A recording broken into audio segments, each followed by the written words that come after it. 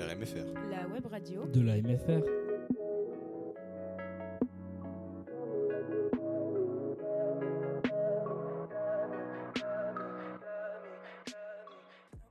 Bonjour et bienvenue sur RMFR. Alors aujourd'hui on retrouve Pauline, Yona et Kevin. Bonjour à tous. Pour nous parler du plastique et ses conséquences sur notre planète.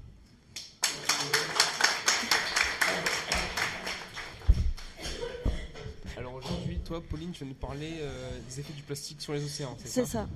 D'accord. Donc chaque année, il y a plus de 13 millions de déchets qui sont déversés dans la mer et du coup qui piègent les animaux. D'accord. Par exemple, des tortues qui vont manger des plastiques en les confondant avec leur nourriture habituelle. Ou encore des animaux qui veulent juste chasser leur proie dans l'eau et qui vont chasser le plastique à la place. D'accord. Donc ça c'est un problème aussi sur la pêche. Voilà. D'accord. Ensuite, on va retrouver Yona qui va nous parler des maladies liées au plastique.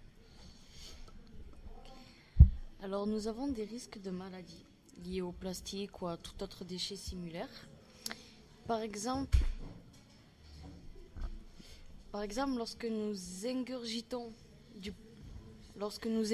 du poisson, nous pouvons avoir des risques de maladies, de maux de ventre, de vomissements, de remontées acidulées, dues à la mer qui est polluée et pas seulement à la nourriture habituelle que consomment les poissons. D'accord, donc Kevin, bonjour. Bonjour.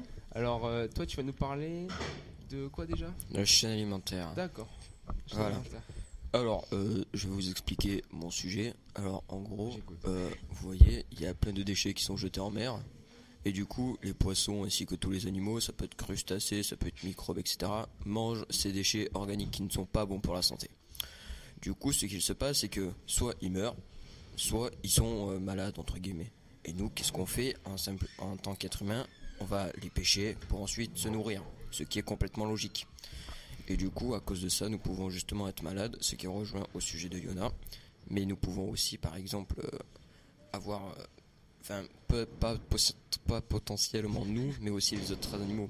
Par exemple, une baleine qui mange un groupe de sardines, il peut très bien être malade que nous qui nous mangeons un simple morceau de saumon, quoi, par exemple. D'accord. Donc voilà, c'est pour éviter, en fait, faudrait éviter tous ces petits gestes en fait qu'on fait au quotidien, c'est-à-dire jeter des trucs dans la mer. D'accord. Alors qu'il y a des poubelles exprès pour. D'accord. Et voilà. Donc là tu es en train de me dire que là en fait tous les déchets que les poissons mangent, ça se retrouve dans nos assiettes. Exactement. Peut-être pas tous, mais une grande majeure partie. D'accord. Et comment on pourrait éviter ça à votre avis ? Je pose la question en général pour tous.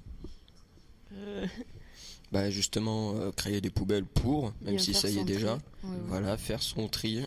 Par exemple, on va aller au-delà. S'ils font pas le tri, par exemple, ils peuvent avoir une amende. Comme ça les inciterait, ça éviterait de perdre leur pognon.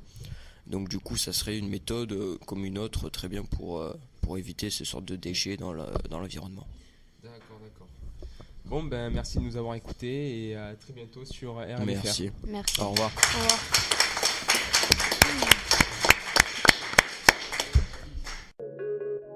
RMFR. La web radio De la MFR.